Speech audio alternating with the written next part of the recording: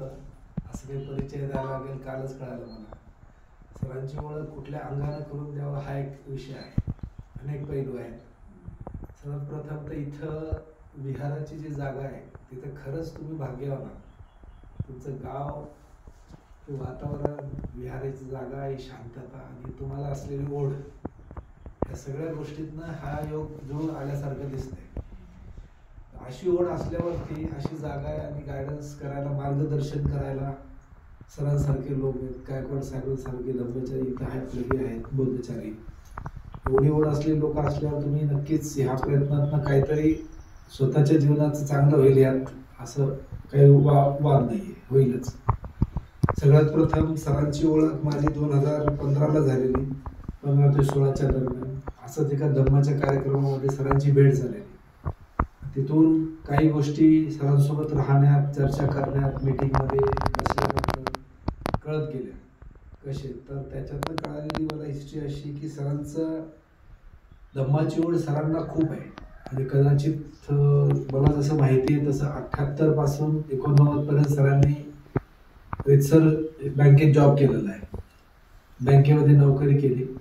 परंतु या धम्माच्या ओढापायी सत्यशोध ही एक वेगळीच भूक असते, तहान असते. 89ला ती तहान आपल्या रोजच्या जबाबदाऱ्यांपेक्षा जास्त जोराची झाली आणि ताईंनी सुद्धा साथ दिली. घरच्या जबाबदाऱ्या सगळ्या सांभाळत सरांनी फुल टाईम धम्मकार्यामध्ये उडी घेतली 89ला. तेव्हापासून धम्मकार्य तर आपण करतोच, सगळ्या संस्था जेवढे काय आपल्या शाखा आहेत बुद्धिझमच्या, बुद्ध धम्माच्या, सगळ्या धम्मकार्यच करते. पण आपल्या आपल्या अंगाने आपण धम्मकार्य करतो, बरोबर आहे. पण त्याच्यामध्ये एखादी गोष्ट अशी असते की सत्याचा शोधही सोबत चालू असला पाहिजे, ती लालसा चालू राहिली पाहिजे. तर ती मनाची ओढ सरांना, कमलवीर सरांना, धम्म सरांचं नाव कमलवीर पण आहे, धम्माचं नाव कमलवीर म्हणतात, त्यांच्या नावानं पुस्तक आहेत बरेच. साळवे साहेबांना ती ओढ राहू दिली नाही. सोबत धम्मकार्य, अनेक पुस्तकांचं, इंग्लिश पुस्तकांचं मराठीमध्ये आपल्या लोकांना ज्ञान मिळावं, बुद्धिझमचं ज्ञान मिळावं, बुद्ध धर्माचं, म्हणून अनेक 70 ते 80 पुस्तकं असतील सर्व. एवढ्या पुस्तकांचं ट्रान्सलेशन सरांनी मराठीत केलं आहे. म्हणजे फॉरेन रायटरचे पुस्तक आहेत ते सगळं फॉरेन रायटरचे पुस्तकं सरांनी मराठीमध्ये ट्रान्सलेट करून लोकांना कळणाऱ्या भाषेत, आणि त्यातल्या काही छोट्याशा काही महिना किंवा वर्षभरासाठी मी पण सोबत होतो. त्यावेळेस सरांचे कॅपॅसिटी कळाली की एक शब्द सुद्धा टाकायच्या आधी, भाषांतर करून मराठीत टाकायच्या आधी त्याच्यावर कधी कधी तर आठवडा, महिना जायचा. याचा अर्थ चुकीचा लागला तर लोक चुकून दुसऱ्या धर्माकडे वळू नये की तुम्हीच लिहिलं होतं पुस्तकात. ह्याचा अर्थातून अंधश्रद्धा उत्पन्न होऊ नये, अशा शब्दातनं काही दुसरे तिसरे अर्थ निघू नयेत.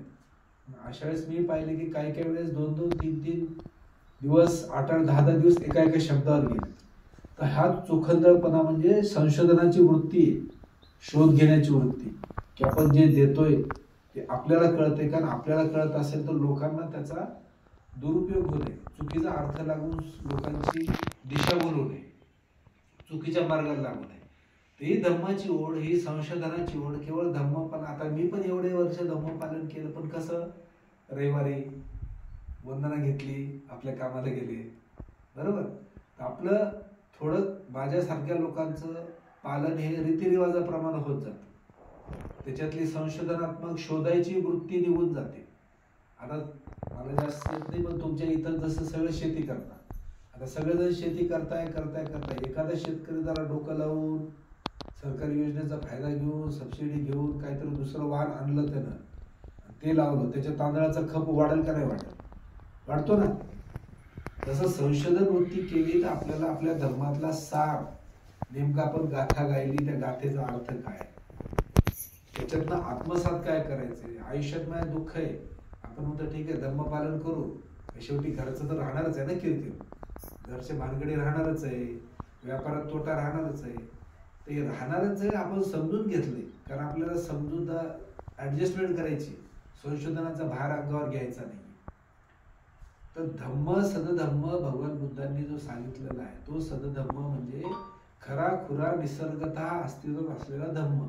की जे निसर्गात सगळ्या वस्तूंवर, झाडसृष्टीवर, जीवांवर लागू आहे तसं मानवावरही लागू आहे. तोच तुमच्यात आहे, विराजमान आहे, तो तुमच्यात आहे. हा शोधायचा कसा?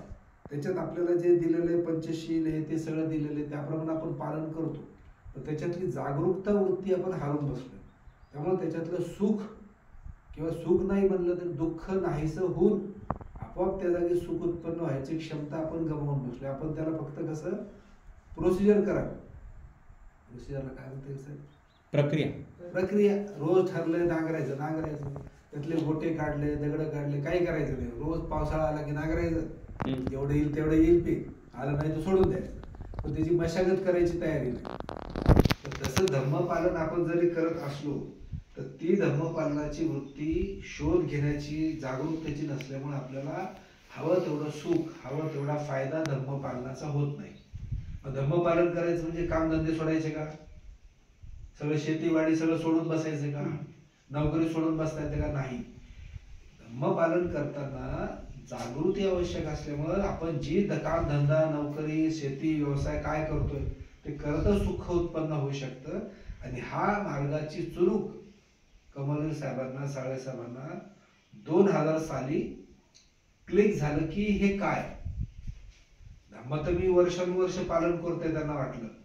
पण जे शारीरिक निरीक्षणातून त्यांना अनुभवाला आलं की सदधर्म असा आहे, ह्याच्यात पालनाची काहीच गोष्ट नाही. तो चलता, बसता, उठता, झोपता, ट्रेन मध्ये, शेती करता, काही करताना तुम्ही त्याचं पालन करू शकता.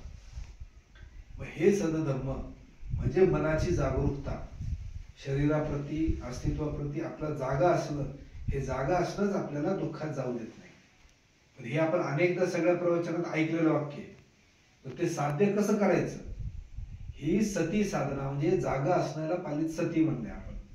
सतीची जागृती, सतीची साधना म्हणजे सतीचा सतधम्म असं त्यांच्या अनुभवातून मग एक लोकांना त्यांना देण्याचा भाव तयार झाला की मला 2000 सालापासून आतापर्यंत 24-25 वर्ष होत आहे. त्यांना ते अनुभवातून त्यांनी 10-20 वर्ष पाहिल्यानंतर ठरवलं की लोकांना अनुभव वाटला पाहिजे. ते काही व्यावसायिक नाही, पैसे नाही, फीस नाही, काहीच नाही. हा प्युअर मनाचा भाव आहे जो सदधम्म पालनातून करुणा उत्पन्न होते की आपण हे दिलं पाहिजे आपल्याला जे भेटले. त्यामुळे आपण आपला धर्मच जो बुद्ध धर्म आहे त्याच्या पूजा पाठ सगळं आपल्याच पद्धतीने करायचंय. पण त्याच्यातली जागरूकता कशी अनुभवाला येऊ शकते हे सर आपल्याला शिकवणार शिबिरामध्ये. आणि ते आपल्याला अनुभवातून प्रॅक्टिस मधनं घरी येतं का ते पाहायचं आणि मार्गदर्शन करायला साहेब आहेतच. ह्याचं जेवढं जास्त शिबिर होईल, आपण जास्त सहवासात, जसं गायकवाड साहेब पेटून उठलेले, ते बीडचे साहेब पेटून उठलेले, तसं मुंबईला शिबिर अरेंज केलं सर येत राहतील. आपण जेवढं आपण चुकणार ते पहिल्या नांगरीत येणार नाही, काहीतरी चुकले 2-4 शिबिर करत करत करत तुम्हाला ते एकदा ती टेक्निक आली, ट्रिक पण नाही येते, तो एकदा साधला कसं बघायचंय कसं राहायचं ती येऊन जाईल. तर जास्त वेळ न घेता मी 2 शब्द बोलून दिल्याबद्दल धन्यवाद व्यक्त करतो आणि सरांना सांगतो की आपण चालू करावं.